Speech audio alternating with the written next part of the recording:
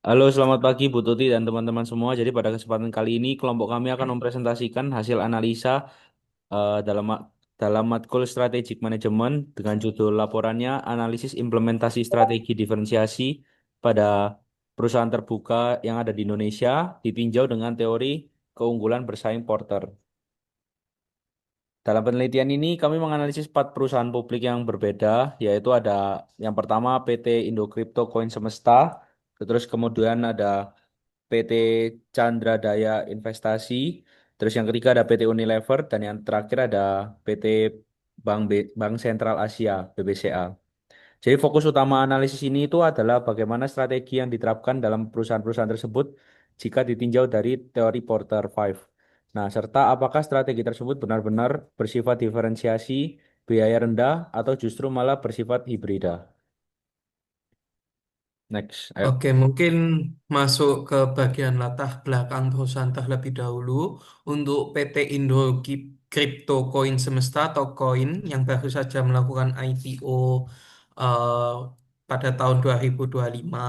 Pada dasarnya perusahaan ini merupakan perusahaan yang beroperasi dalam ekosistem perdagangan dan infrastruktur aset kripto di Indonesia. Perusahaan ini tercatat dengan emiten koin.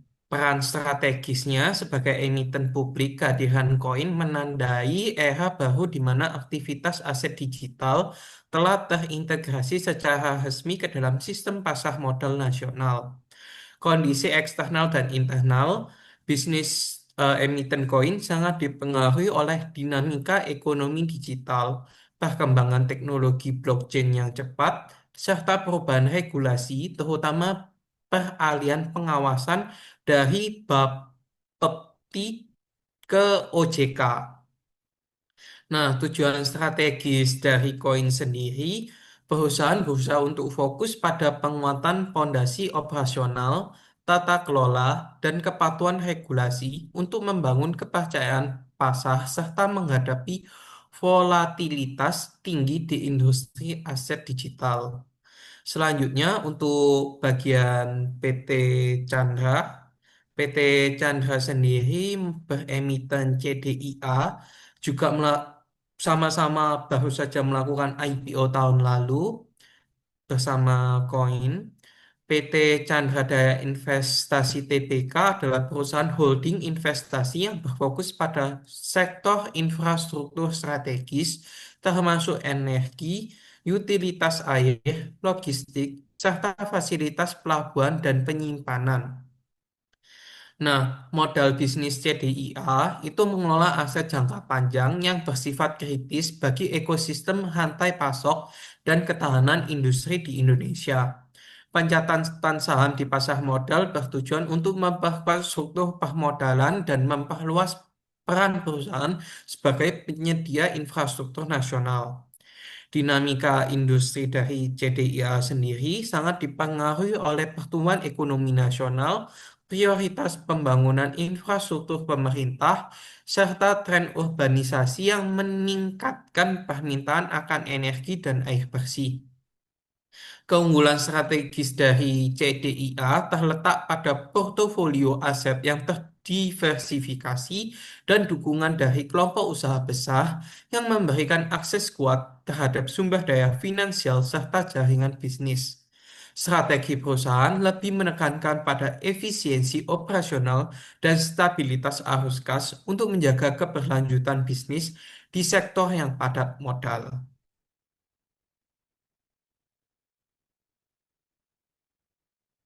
Oke, untuk PT yang ketiga, kami memilih PT Unilever Indonesia. Jadi ya, seperti yang kita tahu, PT Unilever ini merupakan perusahaan FMCG yang salah satunya besar di Indonesia dengan penetrasi pasar dan brand awareness-nya yang sangat tinggi. Kita juga tahu bahwa produk-produk turunannya dari Unilever ini sangat banyak sekali dan juga sering kita gunakan dalam kegiatan kita sehari-hari. Nah, akan tetapi Unilever beroperasi di industri yang sudah mature dan sangat kompetitif dengan konsumen yang semakin price sensitif. Nah, jadi hal ini itu menimbulkan tekanan terhadap strategi diferensiasi Unilever sendiri yang berbasis merek yang selama ini itu menjadi kekuatan utama perusahaan. Next, yang keempat kita memilih perusahaan IPO Bank BCA dengan kode emiten BBCA. Jadi seperti yang kita tahu juga BCA ini merupakan salah satu bank yang terbesar di Indonesia. Eh, dan juga Bank BCA ini juga merupakan bank swasta yang dijadikan benchmark dalam industri perbankan di Indonesia. Industri perbankan sendiri itu memiliki regulasi ketat dan risiko sistematik yang tinggi. Oleh karena itu, BCA memilih strategi yang tidak begitu agresif, tetapi fokus pada kendala sistem mereka, kualitas layanan, dan juga kepercayaan nasabah. Next. Oke, selanjutnya adalah bab 2 yang berisi tinjauan literatur. Jadi dalam penelitian ini, kami menggunakan metode Porter Five Force sebagai alat analisis utama untuk memahami tekanan kompetitif industri. Kerangka ini membantu mengidentifikasi beberapa hal seperti ancaman pendatang baru, daya tawar pemasok, daya tawar pembeli, ancaman produk substitusi, serta intensitas persaingan. Nah, tapi dari kajian literatur ini kami menemukan bahwa Porter itu tidak selalu diterapkan secara murni di dunia nyata, melainkan sering dikombinasikan dengan pendekatan kontekstual dan kapabilitas internal perusahaan sendiri. Next, bab 3. Untuk bab 3 sendiri, penelitian ini menggunakan pendekatan kualitatif dengan data sekunder. Sumber data utama berasal dari laporan tahunan perusahaan, publikasi resmi, data industri, dan literatur akademik. Analisis dilakukan secara deskriptif dengan membandingkan implementasi strategis aktual perusahaan dengan teori Porter Five Force. Next.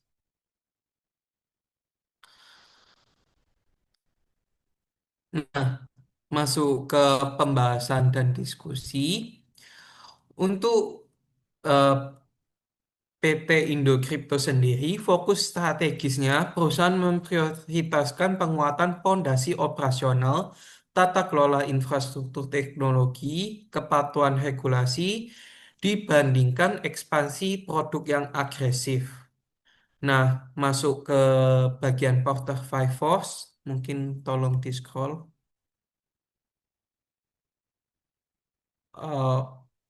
Oke.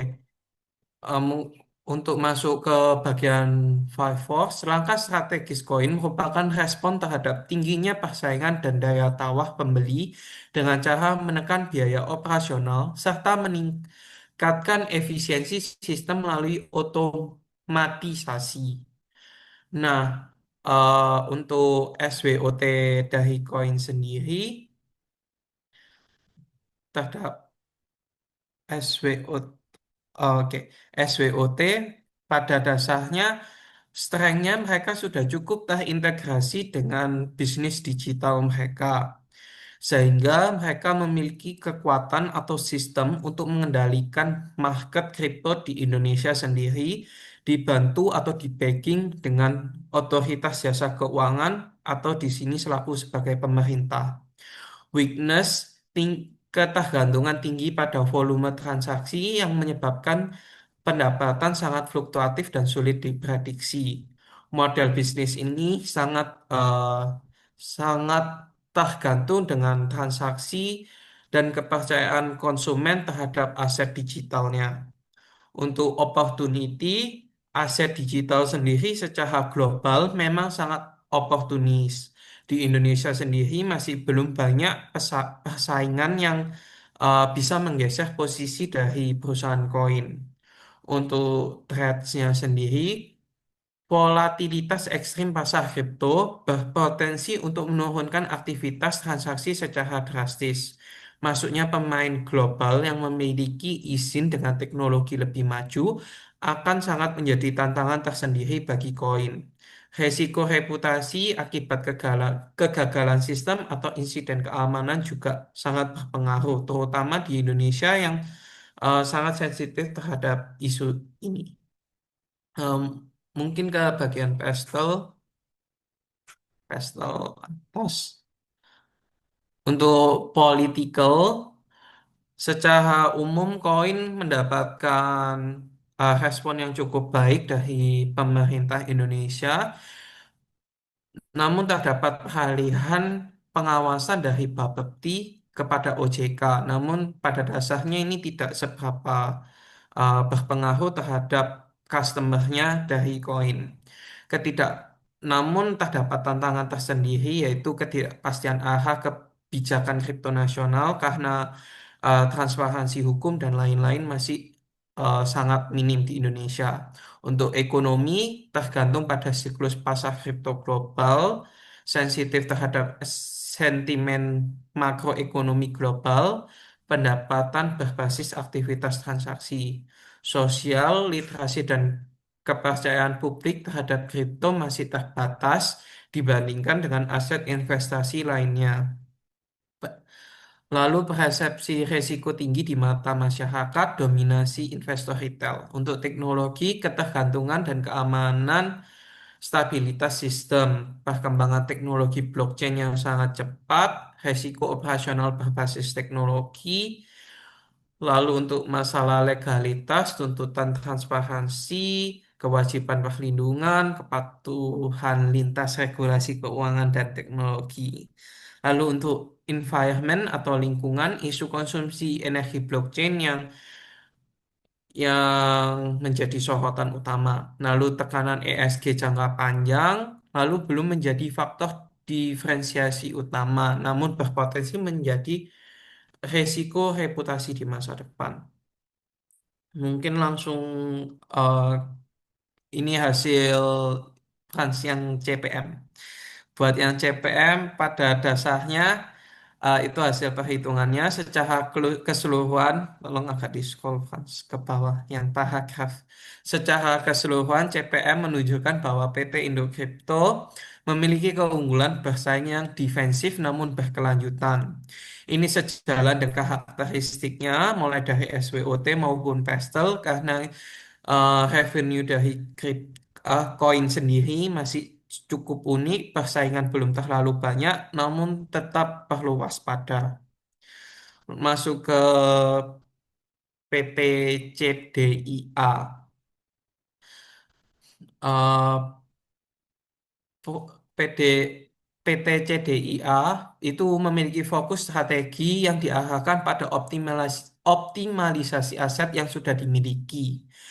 Prioritas nilai mereka, perusahaan menempatkan pengendalian biaya, keandalan operasional, dan stabilitas arus kas sebagai pilar utama dalam menciptakan nilai bagi pelanggan industri. Kecenderungan strategi biayanya, mereka lebih ke arah rendah dalam perspektif strategi generic porter. CDIA lebih menggunakan strategi yang low cost daripada diferensiasi murni karena ruang inovasi produk di sektor infrastruktur yang relatif terbatas. Mereka menggunakan pendekatan hibrida meskipun fokus pada efisiensi perusahaan tidak melakukan perang harga secara langsung. Efisiensi tersebut justru digunakan untuk menjaga margin dan meningkatkan kualitas layanan guna menghadapi pembelian yang memiliki daya tawar tinggi. Keunggulan bersaingnya, CDIA terletak pada kemampuan menyediakan layanan infrastruktur yang handal dan terintegrasi secara end-to-end, yang membutuhkan skala ekonomi dan sumber daya besar untuk diduplikasi oleh pesaing lainnya. Next, masuk ke Pestel.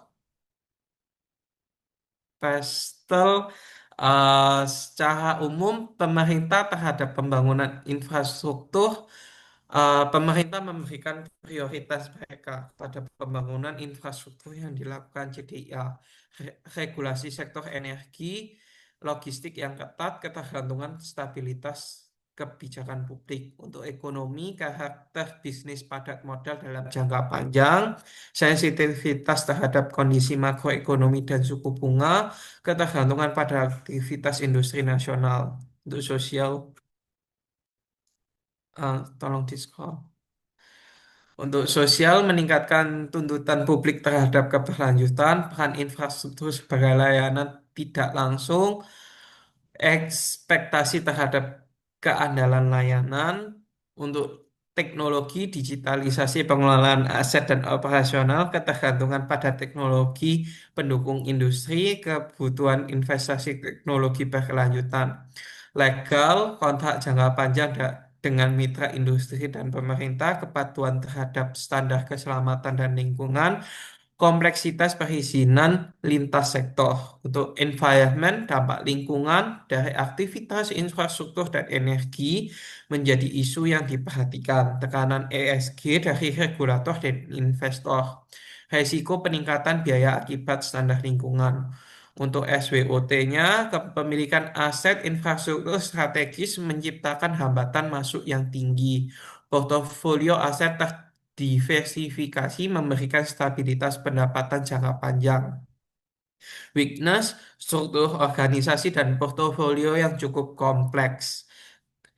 Lalu opportunity, peningkatan kebutuhan infrastruktur nasional, pemerintah membutuhkan bantuan dari swasta. Threats-nya, perubahan regulasi lingkungan yang meningkatkan biaya operasional atau hambatan dalam melakukan proyek-proyek tertentu. Untuk CPM dari CDIA sendiri, di atas merupakan tabel hasil perhitungannya. Lanjut ke kesimpulan CPM. Pada dasarnya, CDIA meraih 3,66 yang menunjukkan posisi kompetitif, kuat, dan stabil. Sesuai atau sejalan dengan strategi yang mereka jalankan, sesuai juga dengan SWOT dan pastelnya.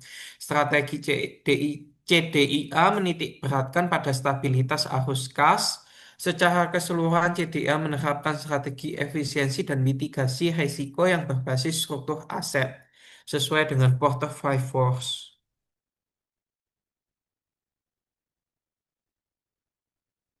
Oke, untuk perusahaan selanjutnya adalah PT Unilever Indonesia.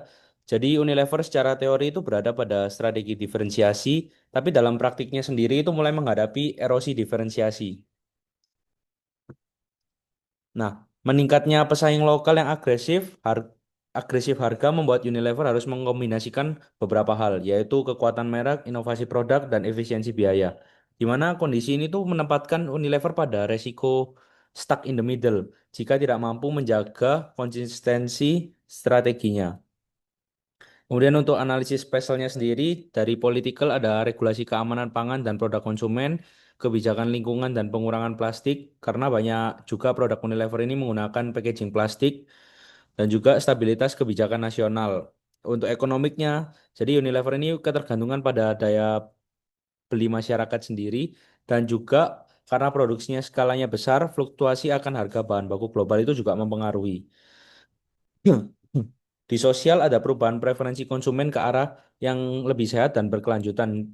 Di mana yang seperti kita tahu pada saat ini trennya adalah pola hidup sehat dan produk-produk Unilever ini bisa dibilang tidak semuanya sehat. Kemudian ada meningkatnya rasionalitas dan sensitivitas harga.